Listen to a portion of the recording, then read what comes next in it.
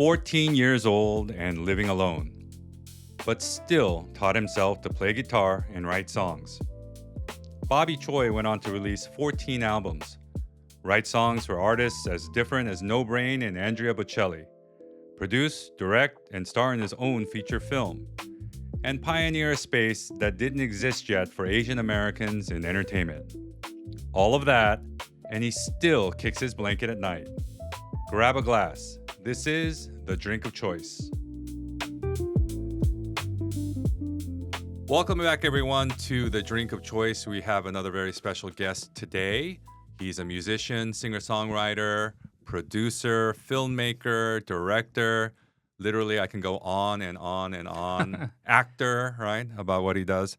And he's one of the nicest guys I know, Mr. Bobby Choi. Welcome. Hi, thanks for having me. I'm all of those things, but like the very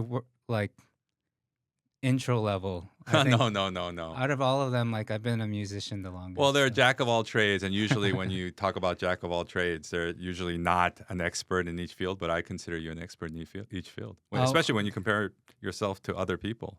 I You're so appreciate good. it. Well, it's good to be here. Oh, thank you. Also Thank good you. looking, right? Yeah, good looking. Yeah, that's the Now that's what you call kesori in Korean. yeah. Kesori means bullshit. Yeah, basically. Yeah. Dog Well, talk. we have your drink of choice, and your drink of choice is a Negroni. Yeah. And we don't have the budget for a full-time bartender to mix this. Oh, so, you will though. Yeah, You will. eventually. Let's hope so. So we have a pre-mixed cocktail here. So let me open this up. Yeah. Oh, thank you. Oh, Tucson. We'll do the double hands. Yeah. Got some beautiful colors. I don't This have is- the orange peel or the twist or anything like that. But Well, this is the only reason why I agreed to this because so you get free drinks. Dude, a Negroni these days at a bar is not cheap. No, $20 probably, Yeah. right? Like for a good one, yeah. Plus so, tip. Well, yeah. Oh, yeah. welcome. Cheers. Welcome and cheers. Thanks. Yes. Oh, that's not bad actually.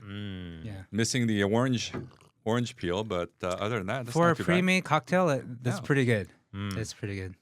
So then, why this drink, Bobby? Why Negroni? Why did you choose? Well, Negronis, it has everything to do with my dad, Mm-hmm. and so my dad passed away when I was in high school, so I never got to drink with him. Mm. Right. So I found out later on in life that his drink of choice was Campari soda. Mm-hmm. So I used to order Campari sodas until someone suggested I try a Negroni. It's like just like a upgrade. Yeah. Yeah. Next 'Cause level. I like Campari soda. sodas, but then I actually like Negronis more.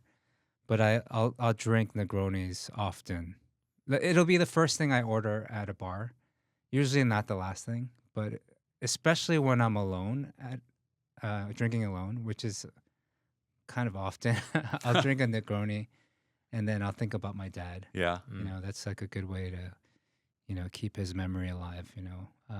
So you do that on purpose? That's a tribute to your dad when you go to, or you just like? I think the it's drink? just automatic. Mhm. I also love the drink, and also, I'm a big fan of Anthony Bourdain. Yeah. And Who is my it? dad's name was Tony too, Oh, okay. and that was his drink of choice. Right.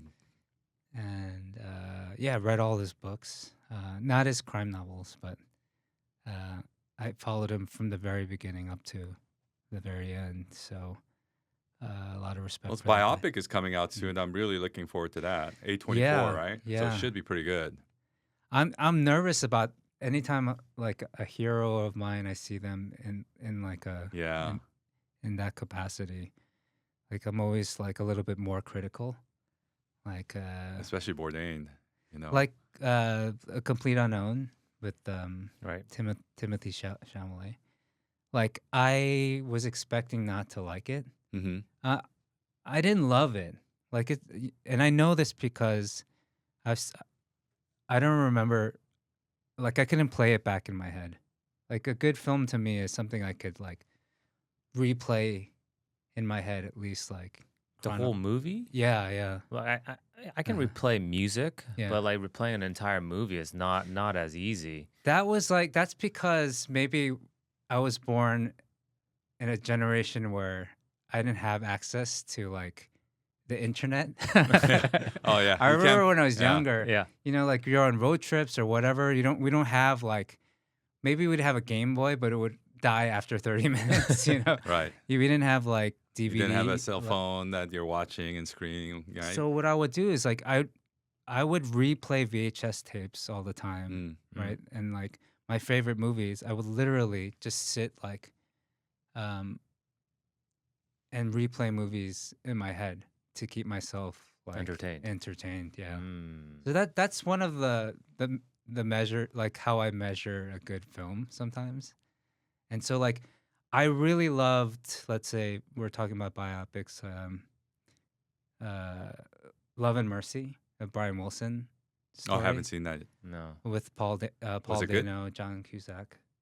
I loved it. Mm. You know, I mean, I don't think I can understand why that, like a film like that, wouldn't be a contender in, let's say, for an Oscar. But a complete unknown would be, you Mhm. know. But for me, that doesn't determine like whether a film is good or not. You know, like I have my own like my own measure of. Like, Well, you're what also a film is good. filmmaker, so you probably have a different lens when you're looking at film as opposed to a normal person, Yeah. which we'll get to later. Yeah. But before that, let's drink and Yeah. toast Yeah. to Yeah. Tony, both Bourdain and your father. Yeah. Thank you. So you said that you Cheers. like to drink alone sometimes. Yeah. Do you go to a bar Mm-hmm. typically? Just a neighborhood bar? When I lived in Korea, Mm. that was like you have a tanggol, right? Right. Your cheers, basically. Mm-hmm. And so I had a few tanggors that I would go to, but specifically like just to go, wouldn't call anyone up, and I would know that I'd be fine by myself, you know. And I'm also maybe I'm an INFP. Yeah. Hmm. I guess that kind of fits in that, like that would make sense from what I'm told. Yeah, I don't yeah, really I can see it. Yeah. look But into it's that also stuff acceptable much. in Korea. You watch Korean dramas, and the 주인공, the star, is always there at a nice bar drinking by him or herself. Is that right? It's okay. Is that what That's your not what I actual do. ploy to get girls? Did girls come up Yeah. to you? No, actually, no. Oh, okay. But I will say, like, this is a little bit too telling, but like when I first moved to Korea in 2011, Mm. it was the first time I went to bars and women bought me drinks. Whoa. Yeah. Mm. And it was like, Bobby's got game. no, but I think it's not just me. It happens to a lot of guys. Oh, I don't know about that. I think That didn't happen to me ever. I think the playing field is a little bit more like level when it, at least when I went to Korea, because you know I was like growing up in the States up until I was in my 30s. I didn't know how to approach people just in general, whether men or women, like or just people. I wouldn't say hi to people, right? So let alone saying hi to a woman at a bar, like zero. I never have done that. Never bought someone a drink, right? And so for that to happen to me in Korea, like a few times, the first Bobby, year that's I not moved there. normal. Yeah. You Yeah. know, I've lived in Korea for 20 years, and maybe it happened once. Well, maybe you weren't going out alone though. Huh? Yeah, that's true. Yeah. I never really went to bars by myself. That's what I'm saying. Like I would be okay going to a bar by myself. I lived in Itaewon, so the access right there down the Mhm. hill, Mm-hmm. and I would just like go to a bar, have a drink, and then yeah, it happened every now and then. Oh. But maybe they just felt bad for me. Who's this sad guy sitting at the bar? Yeah, but to actually buy a drink for someone, there needs to be something more than just Yeah, here's for this, sure. here's a sad guy. It's not just a Oh. pity buy. Yeah, yeah. You know, there's some I want to get attraction his going on. attention buy. Oh, yeah. yeah. So let's Oh, go man. back to your music. Obviously, you're a singer-songwriter, a musician. You've had quite a few albums. How did you get started in music? Oh, that happened at an early age because we moved around a lot when I was younger, and I've moved like I stopped counting, but after like 45 times Whoa, that's we've a lot. moved, like that I've moved. I lived in different places. And your dad then- was not in the military? no, and my dad was Wow. never part. He was only part of the picture till I was like in second grade. Mm. And he Okay. basically, I didn't live with my dad or see my dad after second grade. I saw him like once a year, Mm. right? My parents were still together, but for some reason, he didn't live with us. He always lived in another country or other side of the country up until he passed away when I was a senior in high school. So we would keep moving because like it all happened after. I remember, I think my dad, we got got bankrupt when I was in the second grade. Mm. And so we went from living in like a big house Mm. and moving different places. We lived first with cousins, Mm-hmm. and then with other family, and then we just start moving to different places where we're actually the rent was cheaper, or we'd be taking care of a house, Mhm. like, and that would be our way of paying rent. Ended up in New York at some point, again, back with the family, like 5 of us in a studio apartment. Wow. And then it just kept getting smaller and smaller up till when I was like 14. My parents decided to move to California together, and they didn't take me. So they let me stay in New York by myself. So I had By yourself at 14. I had roommates for the first couple years, like different Okay. kinds of roommates, and then I eventually started living alone since when I was 16, I'd say. But music became one of those things in all those years because we moved around so much. I got sick and tired of making friends early on Mm. because I just lose them, you know. Mm, So right, what right. was the point making new friends? So I started drawing, uh, like making art, listening to a lot of music. I started playing guitar at like 12 Mm. because my brother was had a guitar, and the first day he got it, told me he would kick my ass if I ever touched it. Oh yeah. So, of course. So it was on. Yeah, Yeah. whenever he was at the house, I was practicing, and Mhm. eventually I got better. Then my mom took away the guitar, gave it to me. Did you ever have a guitar teacher?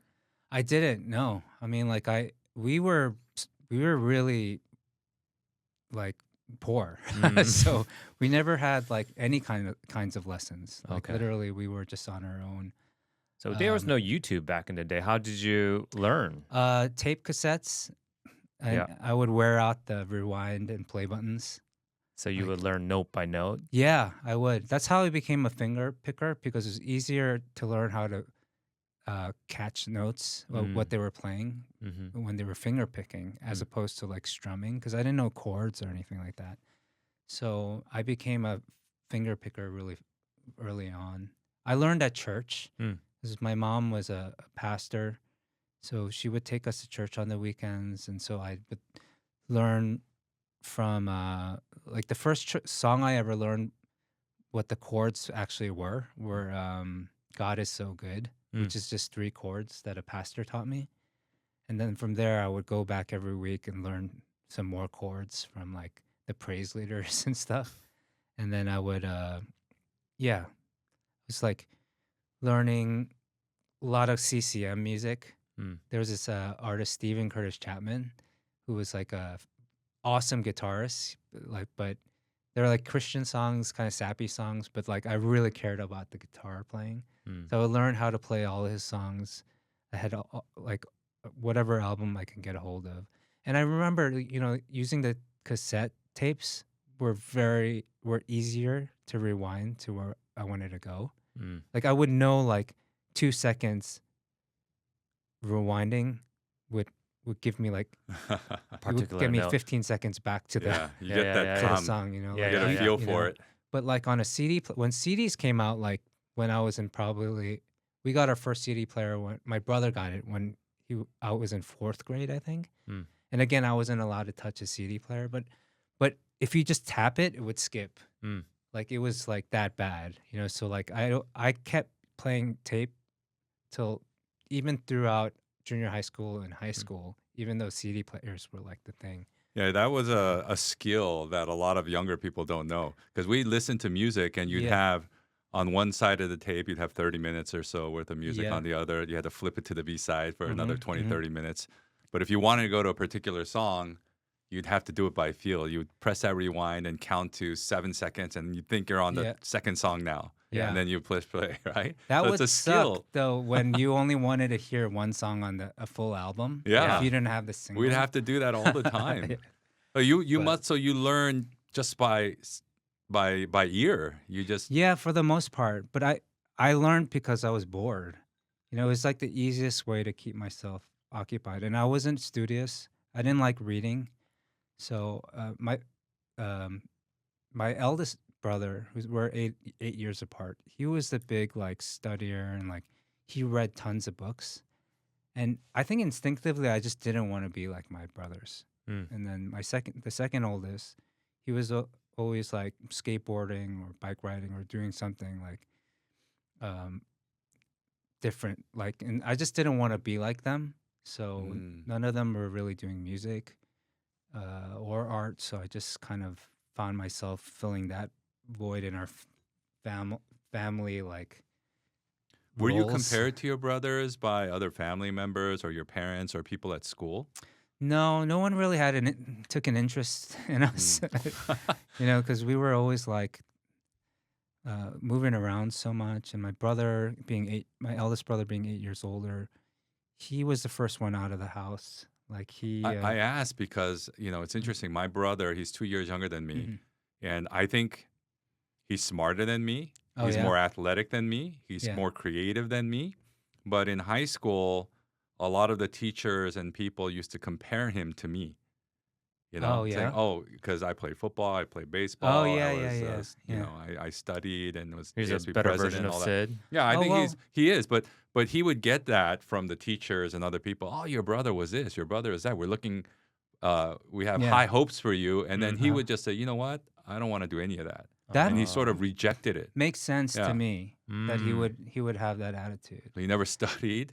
Yeah. You know, he'd play sports I and he blame was my really brothers. good, and then he quit. And so I'm always wondering, you know, if that because I'm the oldest son Yeah. for a younger sibling. Well, my eldest It's a lot brother of right now pressure. he's a general surgeon. Oh, He's there a you go. doctor. Very But accomplished. before he did that, he was working in Wall Street at Mhm. like Salomon Brothers. Like, What?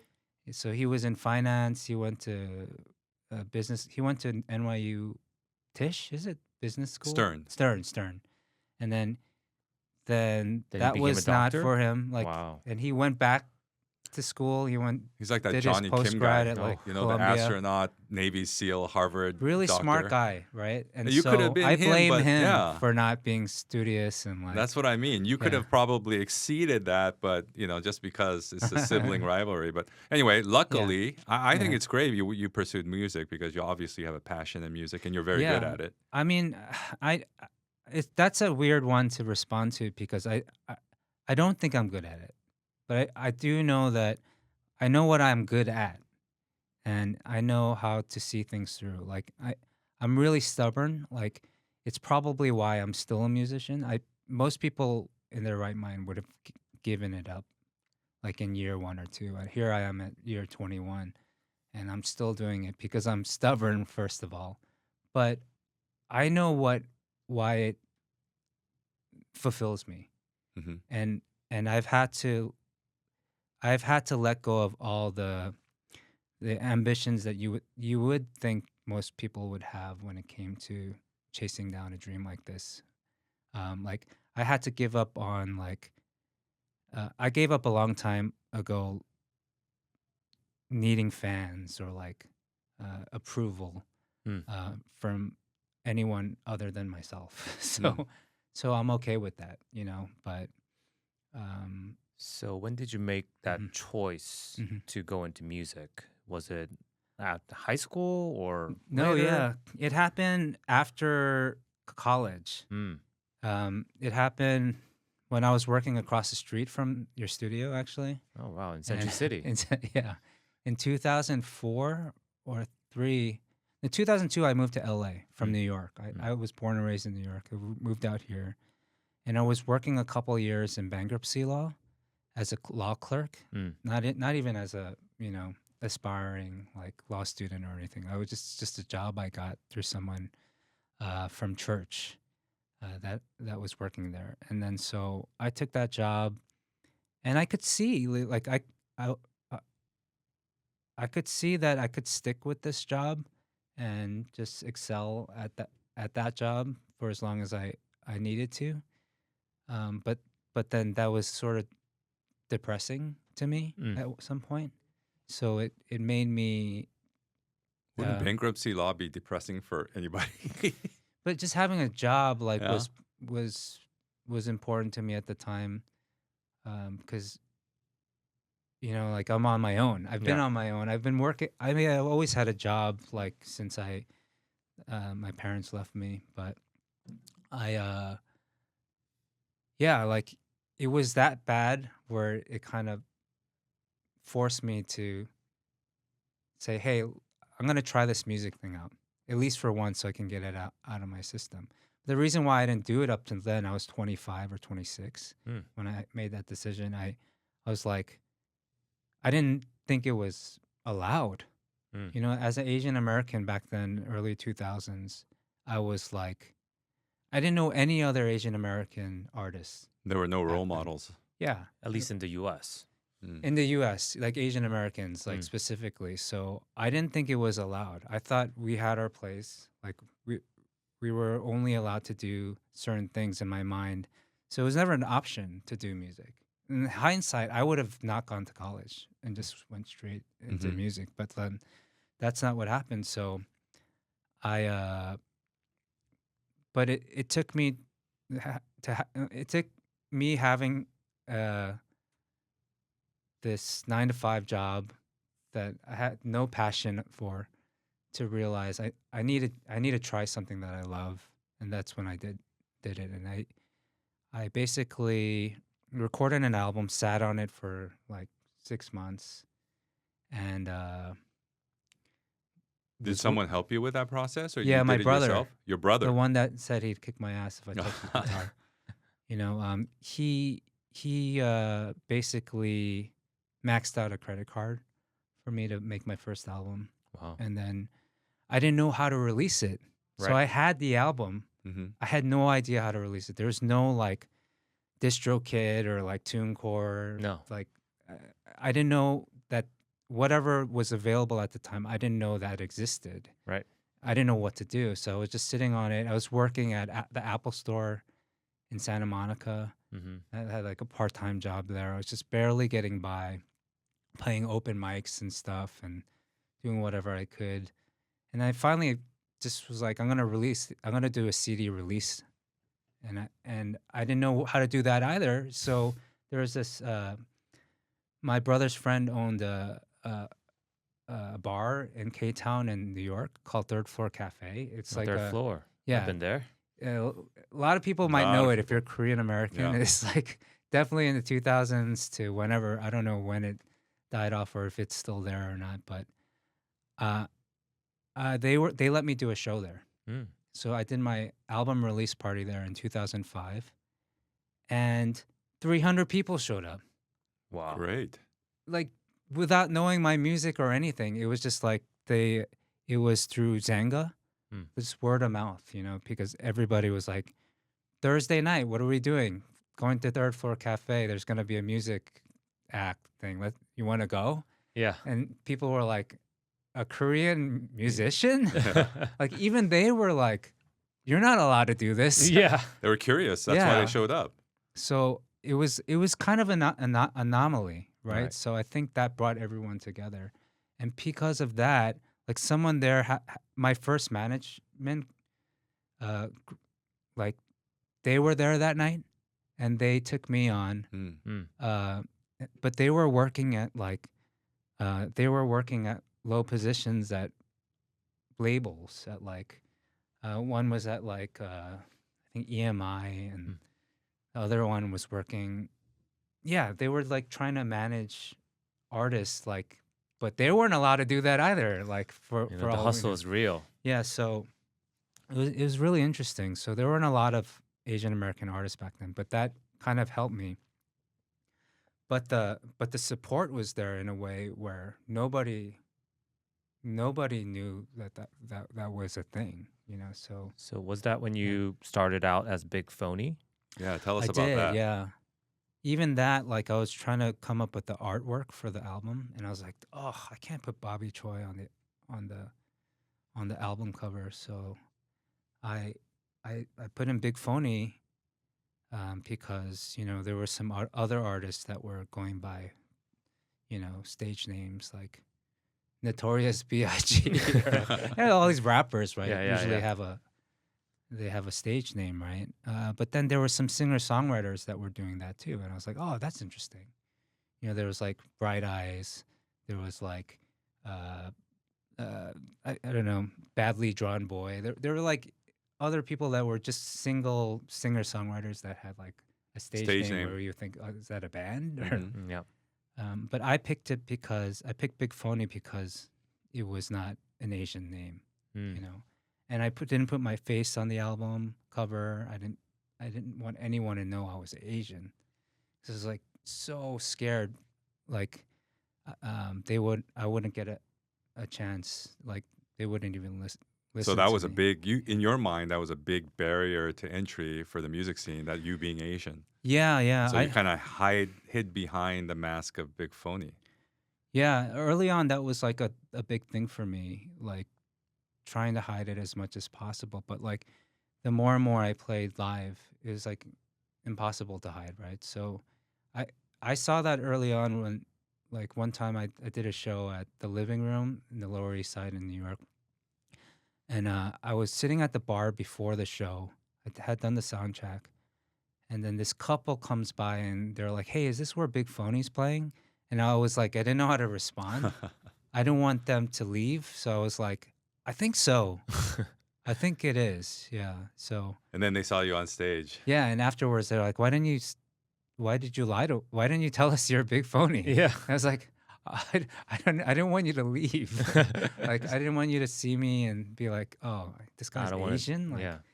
Well, that's yeah, like both sad and cool at the same time. It's unfortunate that you think that you had to hide your race or your identity in yeah, order to let your work shine. yeah. But it's kind of cool because you did, succeed on the merits of your music and not your appearance. Yeah, who knows? Like, I actually don't know if maybe that kind of helped my career in the beginning Or hurt it. or hurt it. Yeah, Do you like I have don't know. regrets? Would you have, knowing what you know now, would you have debuted as Bobby Choi? I mean, if I had if I had the confidence I have now, Hmm. but like, I like to think that I broke down some barriers for Yeah. people, like just getting through and making it okay to pursue something outside of, a stable job, so I don't know. I guess I'm proud of the way things turned out, like in hindsight. But See, you're a pioneer. yeah, I mean that's great and all to a certain extent, but like I've been poor ever since. Like, Yeah. and that has a lot to do with my personality too, because I've done a lot of things for free. Maybe you should. Well, we have an attorney here. It's the Yeah. voice. Sounds like the voice got their idea from you. Oh man, I've been screwed over so many times, but that's another episode Yeah. or another podcast. Like, but that has more to do with my personality rather than my ethnicity or culture. But yeah, that's how I got into music. Basically, like it was always a big part of Mm. my life because it kept me company. Mm. Like when I was bored and alone, especially when my brothers both left for school and I was on my own. From junior high school, I started writing my first songs. I started writing songs, and then uh, I just didn't stop. I wanted to get better and better.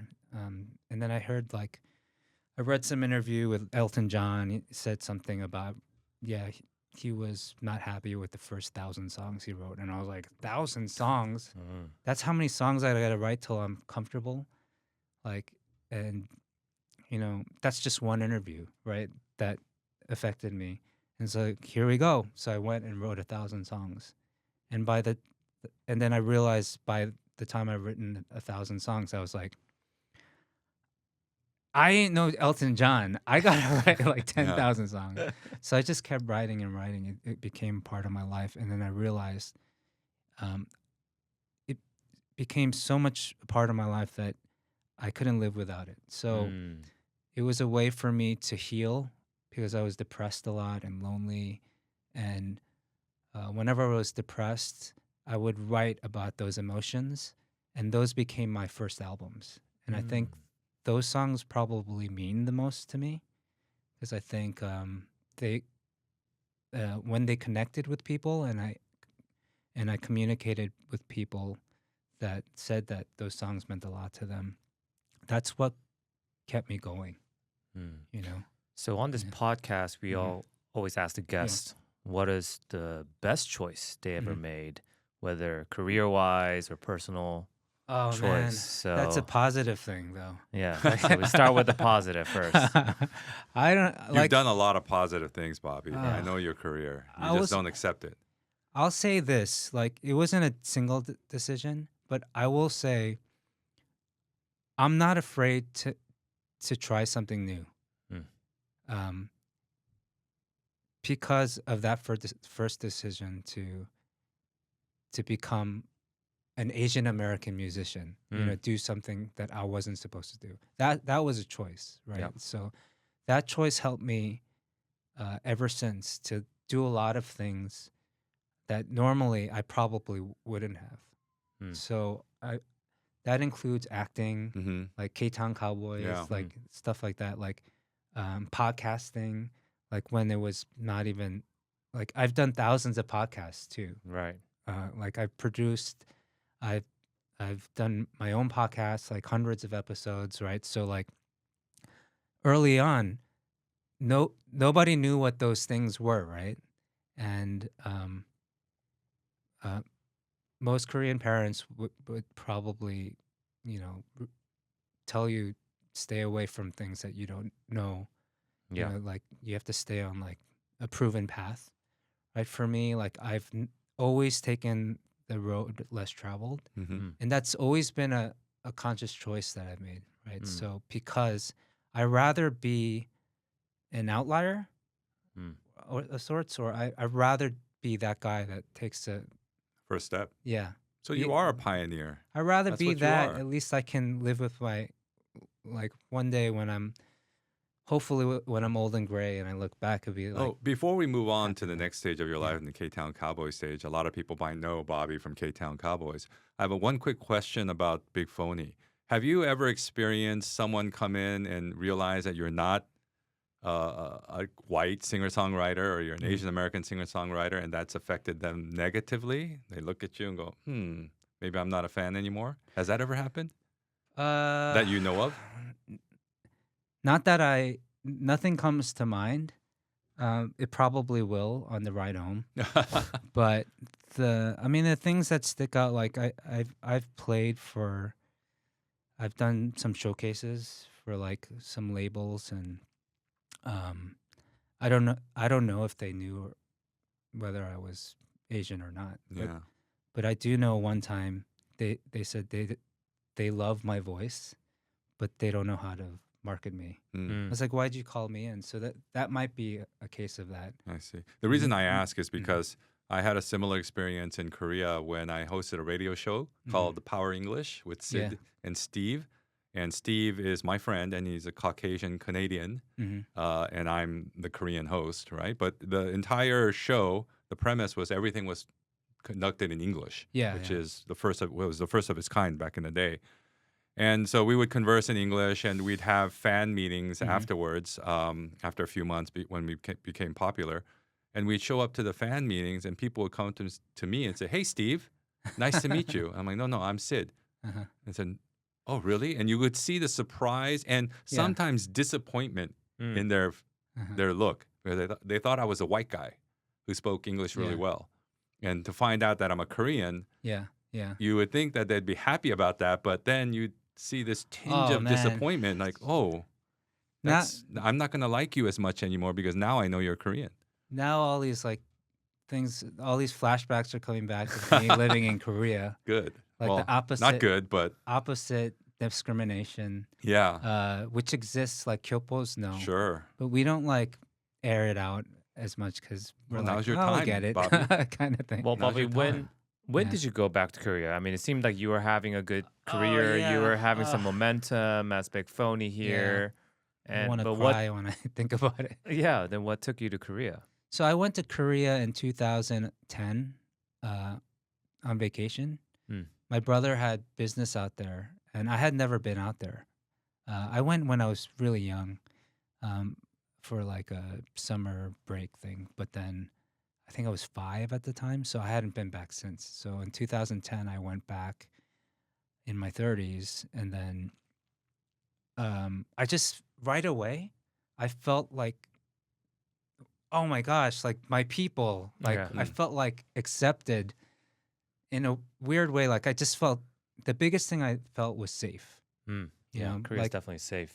growing up in New York City, in Manhattan, I lived there the longest, like in the 80s and early 90s, where I've been mugged, I've been jumped, I've been, the reason why I left New York was because the week before I moved to LA in 2002, I got jumped by 20 guys Oh. and got my ass kicked with 2 of my friends who have since passed away. It's weird, right? So like I left, I went to LA and I was there for 9 years, moved back to New York, kind of back and forth when I started doing music.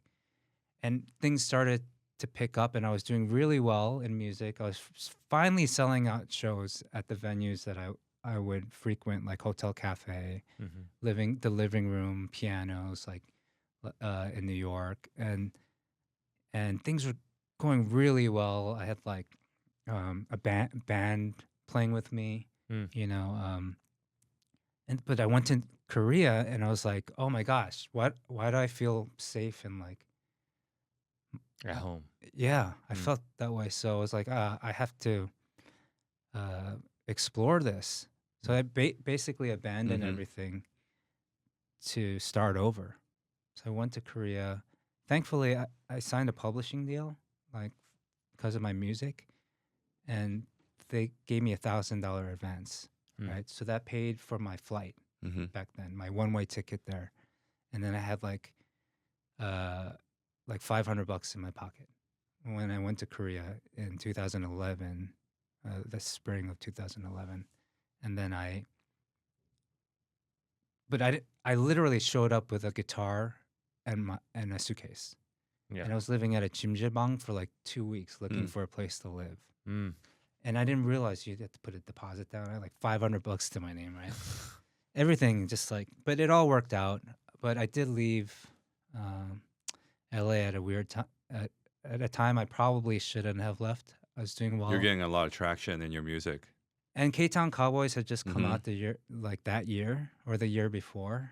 And I got an agent out of that. So I Mm. was like going on auditions.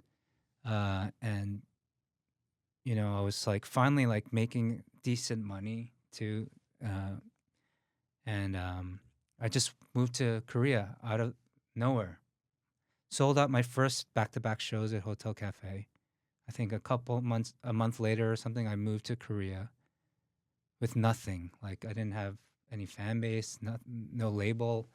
My agent called me. She's like, "Hey, I got an audition for you tomorrow. You have to show up to this address in Hollywood." I was like, I'm in Korea. I don't know." And I was like, "I'm so sorry I didn't tell you," but I just like took off and left. And she's like, "Oh well, good luck. Let me know if you come back." Well, a lot of people might listen to this story and think that you were crazy, but I can kind of understand because when you, Yeah. especially with the way you grew up, you didn't have a lot of friends, you were Mhm. alone, you were depressed, you were worried also about your ethnicity when you were coming out. Yeah. And then you go to Korea, and like you said, you felt safe in the literal sense. It's not that dangerous, but Yeah. also emotionally, you're sort of not self conscious anymore, right? Yeah. Because I lived in Korea for 20 years. Before that, it's kind of interesting is that before I lived in Korea, I was really not self-conscious of Mhm. being Asian American here in LA. It's Yeah. diverse here in LA and in Southern California. And I went to Korea and I felt really safe. I'm like, whoa, I'm Yeah. the majority now, right? I'm Yeah. 갑, Yeah. 이제 갑이다, right? Then What's I that came mean? What's back. cop mean? Cop? In The contract, upper hand. yeah, Oh, the okay. person with the You upper got the hand, upper hand, the yeah. majority, Okay. or yeah, with the Yeah. power. So when I came after 30 years in Asia, coming back to the United States, I thought I would slip right back into mainstream American society. Uh-huh. But now I feel self-conscious again. Oh Mm. So yeah. when I Oh my enter a God. room and I'm the only Asian guy, I'm like, Yeah. oh man, I notice I'm the only Asian guy, and my behavior changes, and it's kind of sad, right? I Oh mean, that's really man, interesting dude. because Yeah. I grew up in Korea until Mhm. high school. Mm-hmm.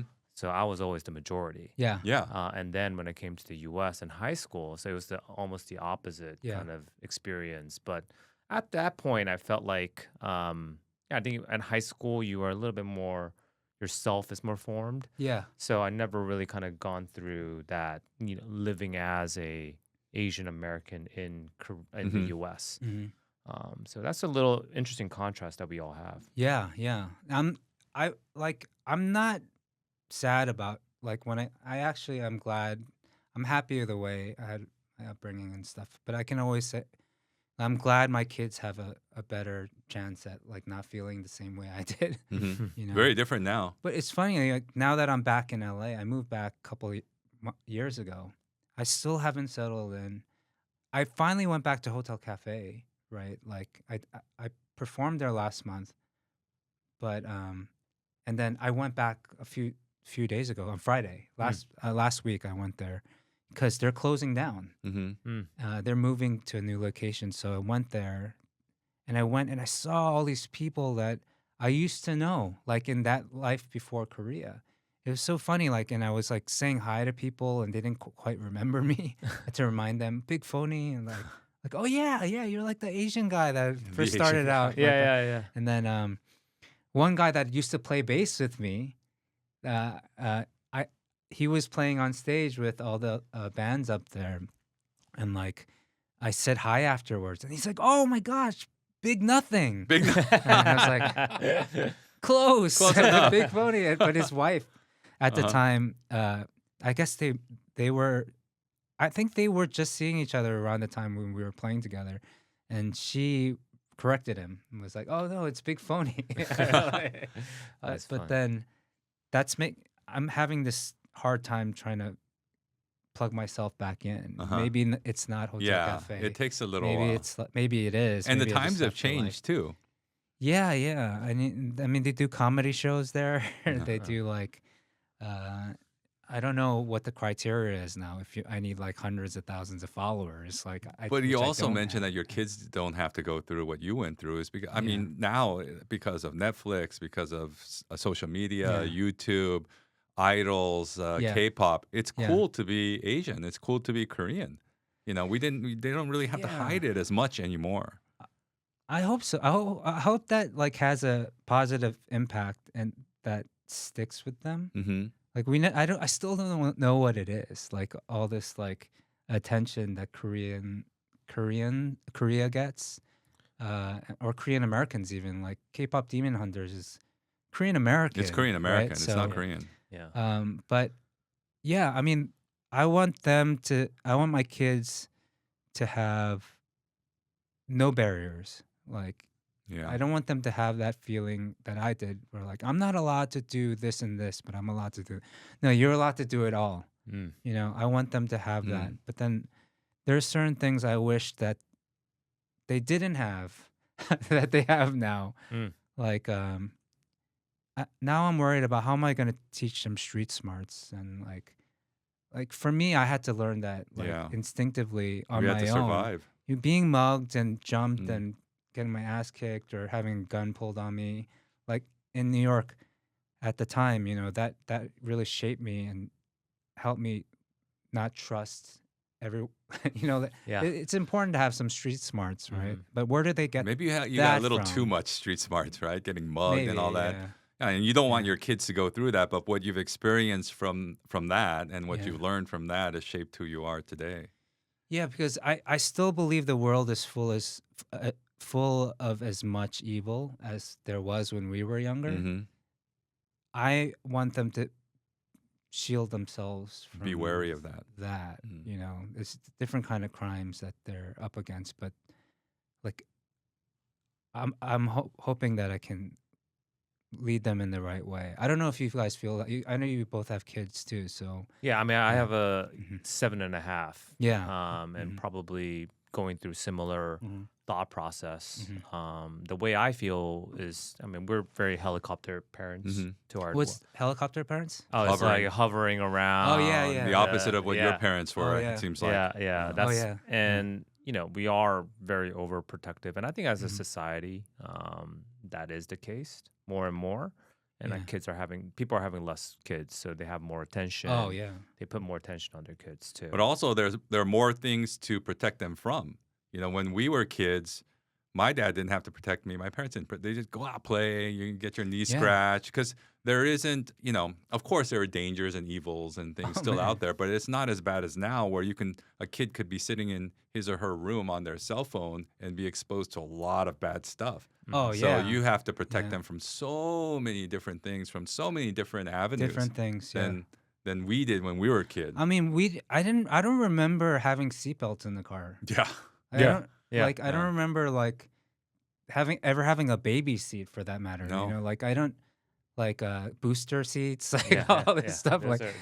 Those are legally required now. We Mhm. never had insurance. I never had health insurance uh in the US ever up to now. I don't even have health insurance now. That's not good. The only time I ever had it was when I was in Korea because it Mm. was mandatory. And But cheap. it Affordable. was universal healthcare, right? Yep. So, but as a kid, I broke my nose. I Mm. went off a bicycle ramp I did and the same landed thing. on my face, Oof. and it was bloody.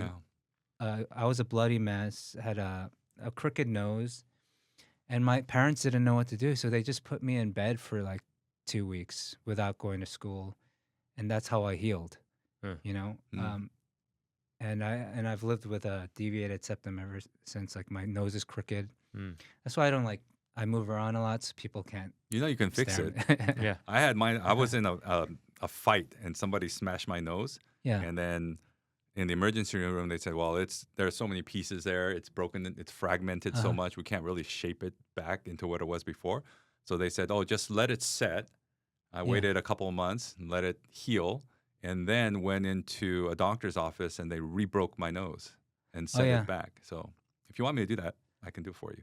Re-break it. You know what it was? So I went to the doctor's office and I'm thinking there's going to be these fancy machines and, Mhm. it's going to be very surgical. He takes this giant, looks Oh, like gosh. a Q-tip and puts like cocaine up there, codeine, Oh, Cocaine. cocaine. all the Okay. way. It's like piercing my brain. That's what Oh it my feels like. goodness. I remember looking at this and going, why does he need such a big Q-tip? My Mm. nasal passage only goes to about here. Yeah. And he's doing this and he goes, Ooh. and then from a drawer, he pulls out I kid you not, needle nose pliers. Oh, Yeah. wow. And then he goes, okay, hold on to the seat. I'm like, "What?" Yeah. And he just Dude. went in there and broke it. But, Well, I think he did an incredible job. You look good. oh, thank you very yeah. much. Yeah. I did get a deviated septum surgery Mm. during COVID, Mm. and I had to wear like a mask Yeah. for like 2 weeks. But we were wearing a mask anyway. Yeah, yeah, I was yeah. at an office. Remember, we had to wear masks. It was Yeah. like perfect. But Or you just fit right in it Korea. came back after, Oh, year. That's too bad. so I've been living with it. But I remember the first day they took everything out, Hmm. like the gauze and stuff, and it felt like I felt like a brand new person. Like Mm. I You haven't had first that day of my feeling life. forever. I want that again. Yeah. So Mm. I might even go through the process. Maybe a better again. doctor.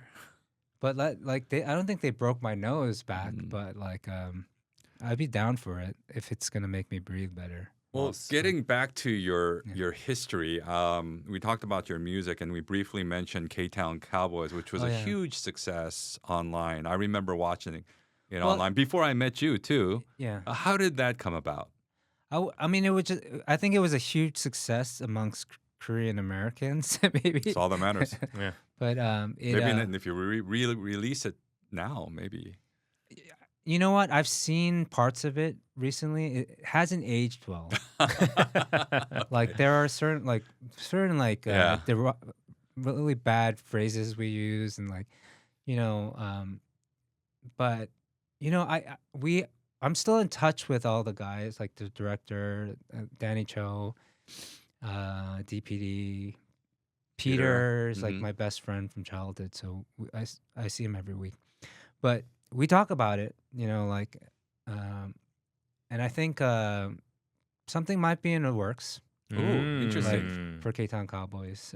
So we've been talking about interesting ideas, like ideas that normally we'd be like, yeah, whatever, but we're all on board on Yeah. for this. That So would be great because I remember at the time as well, you talk about representation in music, representation on the screen as well, in TV or yeah, film.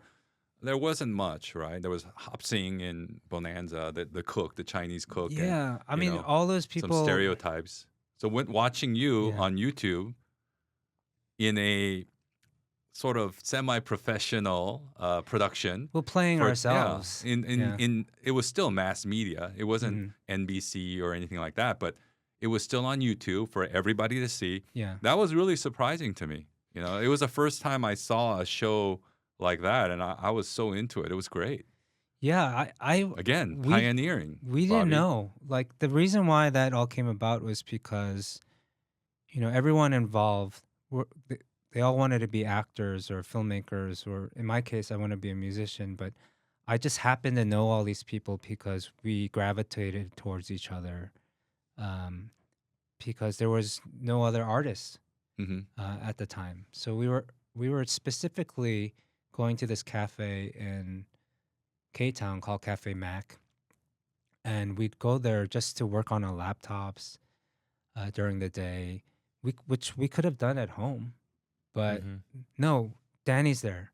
We know Danny's gonna be there. We know like uh, DPD is gonna be there. We know like other artists because we want to be around them, and like we Hang just out, yeah. instinctively knew like that energy was important to us. So we were hanging out, and Danny was writing this web series which we didn't even know what it was, but he's like, Bob, I'll put Bobby in there.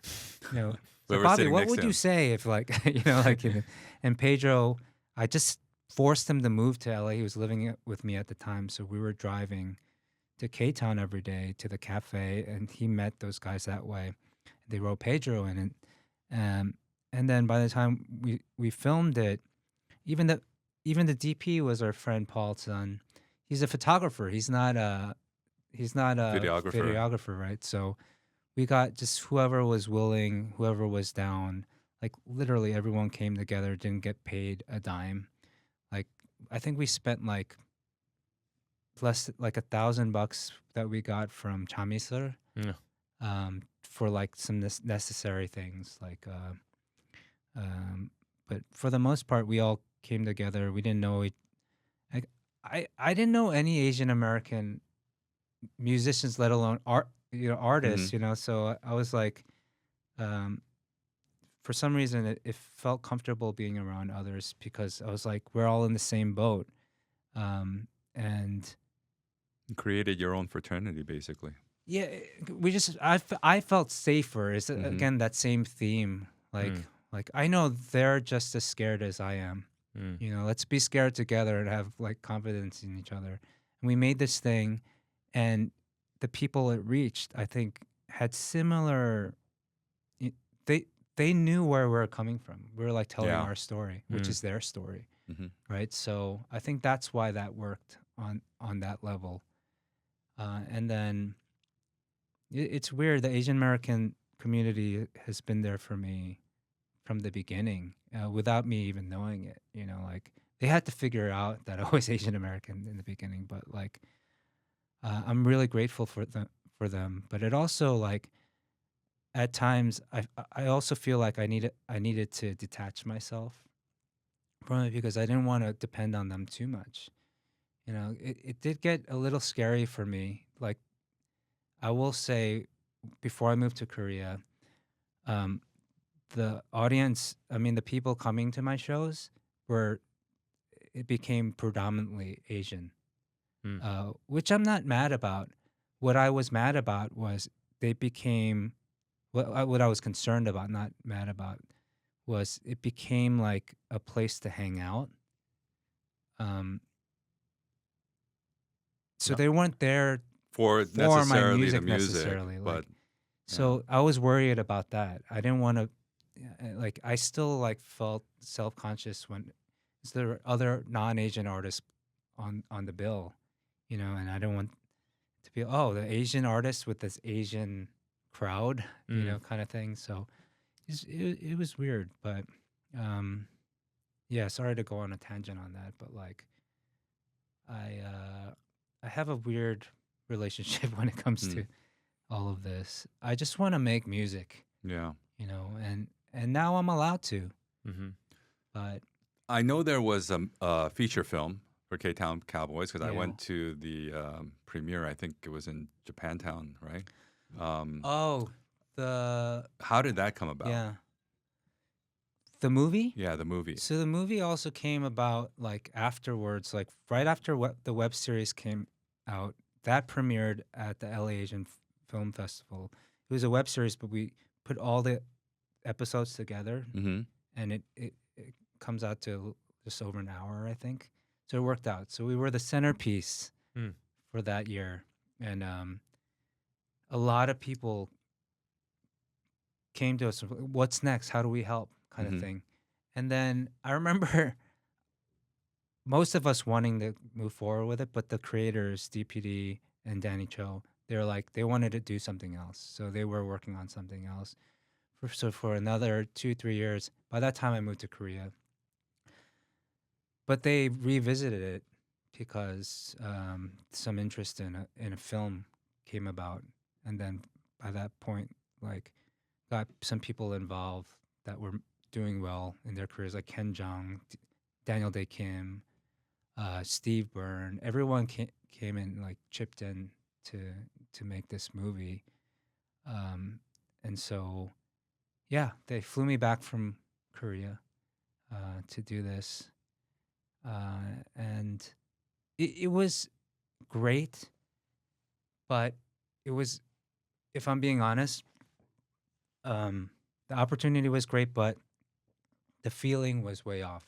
Like Mhm. the web series was a different like come together Mm. moment.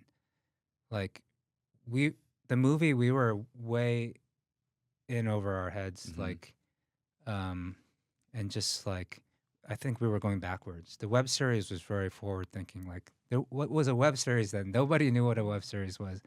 We were doing something fresh and new, and getting to people like at a click of a button, But then the movie, traditionally, you have to go through so much before it ever gets to an audience, and that amount of time like can ruin you in so many ways. And we learned the hard way, I think. I don't want to speak for the other guys and stuff, but like that was my experience. Like I don't feel that like that pride that I have for the web series as much for the film. What I remember about the Yeah. web series is it was so natural. It was so organic. It seemed. I'm sure Yeah. you guys had pre-production and you had some scripts to go on, but it felt like just a bunch of guys in K-Town getting together and just running amok. No, that's what it was basically. I mean, and that's true. we did some like table reads and stuff, Mhm. but we didn't do like traditional like auditions, like we didn't storyboarding and all that. Yeah. We just went for it, Yeah. The movie, we had to traditionally go through all of that, like auditioning and doing all this stuff like um that none of us knew how to do. I mean, we had to hire people to help us through it, but like it kind of shows on camera, But through that experience, it sort of planted a seed for you to make your own film, right? Plus your It gave me experiences the in Korea. confidence. Yeah. Can you tell us Yeah. about that? Yeah, so I made a movie based on it's a music feature film. Mm. So, but basically, I made it because I wasn't getting anywhere with my career in music in Korea. Mm-hmm. But I knew the most popular genre in Korea that did well, regardless of language, was music films, like Once, Begin Again. Those are Yeah. huge films in Korea, like Whiplash. Yeah. Whatever the type of music, they always did well. Musicals do well in Korea, right? So I was like, maybe that's the way to get my music to Koreans, So I wrote it. I got married on the trip back from the U.S. to Korea. We got married in the U.S. On our way back home, I wrote the first draft because I was like, oh, I'm married now. I gotta like Make some money. make money. was like, maybe I make a movie and like sell my music that way. So I made this movie. I laid out 20 to 30 of my songs and wrote a script around my songs. Mm. And I got all these people, including K-Town Cowboys, those guys like Daniel Day Kim, Sung Kang, Justin Chan. They all at some point had some uh, hand in helping me, um, you know, do the right things to get to where I needed to be. And um, so I had that support. So I was like, yeah, maybe I'll try this out. In hindsight, it was like one of the worst decisions if we're talking about choices, Mm. because I think I just, even with all that support, I think I was still too naive to think that I could get this done in the It's right a way. huge undertaking. Yeah, I mean, it's opened a lot of doors for me, Mhm. but the doors that I wasn't expecting to open, I was trying to open my music career to happen, but it gave me a lot of work in like production and in TV and film, so which has fed my family up till now. So I'm grateful for that. I don't know if music would have done that given the nosedive it's been taking in terms of making it as like a musician, like on a salary. For me, like it's getting harder and harder to make money through music, that I've just given up on trying to make money. And as long as I have an opportunity, that I'll do it for free. Like I just need to keep doing music, but the film gave me opportunities where I had to learn how to edit. I Mhm. ended after we went through like 3, 4 editors for that film, but it was 50% in English, 50% in Korean, so nobody could quite get it, Mm.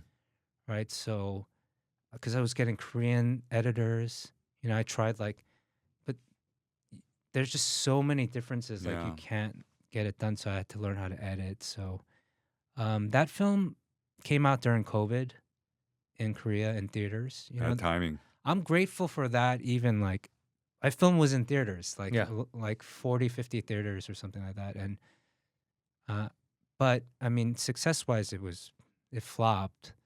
But now I'm in a very very small club of filmmakers that have even gone that far. Yeah. And um I remember Justin Chan, who he went actor turned director. He was one of the first people to say "Welcome to the club," Mm. Mm. and That's a That's huge cool. honor from Yeah. Justin. so, but knowing that I had failed, like crashed and burned, basically. But he's like, yeah, but you're still part of this really small group of creators that Yeah. How So many people can say they've written, produced, directed, edited a feeture film? I mean, Yeah. it's pretty incredible. Well, so you still have this film, it exists and it's yours. No. Oh. Well, The story I mean, gets sadder. Yeah, it'll be back in my possession, I think, in a few years. But I eh, I'm regretful of the choices I made, because it's never seen the light of day in the U.S., which is a big part of my my following and supporters. I can like, introduce you to a really good Mhm. entertainment lawyer. Here we are. There you go. So I think show me the paperwork. Let's rip it apart. But I'm looking forward to the day that it does come, because I've taken a look. We filmed it in 2016, Mm-hmm. I think, and it's been 10 years, right? Yeah. And That I aged think well? it actually is a better film now than it was when it came out. Mm. Like it holds up in my opinion, because it didn't. There's nothing like nothing Yeah, holds it once down. I in could terms see of that it. movie 10 times, Yeah. and 10 years from now I can see it again and it'll still be relevant. I think, that genre is, I mean, it's a good choice for you. You just need to get the film back. Yeah. I haven't seen it yet. Yeah. And I Well, it's- supported you in the beginning. I Yeah. moved to Singapore when the movie came out, so I couldn't, Yeah. and it was COVID at the time, so I couldn't see it. Yeah, the only place it's available is in Korea, like on video on demand. Who pays for It's like you got to rent it or you have to buy it, and it's like, oh, nobody in their right mind would do so. So just kind of waiting it out. And what's the name of the movie? I know it's gone through a few different Man, renditions of the name, right? originally it was called Fiction and Other Realities, which is the same title of my first album. So loosely based on your life. Yeah, and then the Korean distribution company, they were like, "There's no way Koreans can't pronounce F's, first of all, and fiction Fiction. and other realities is just too much of a word jumble." Mm. So they changed it to Love and Busking, and then I forget why, but when it hit theaters, the title was Music and Reality. So I don't know what like the official title is on the even on the contracts and stuff, but that's that world, you know. Like I still call it fiction, and then, but I don't know.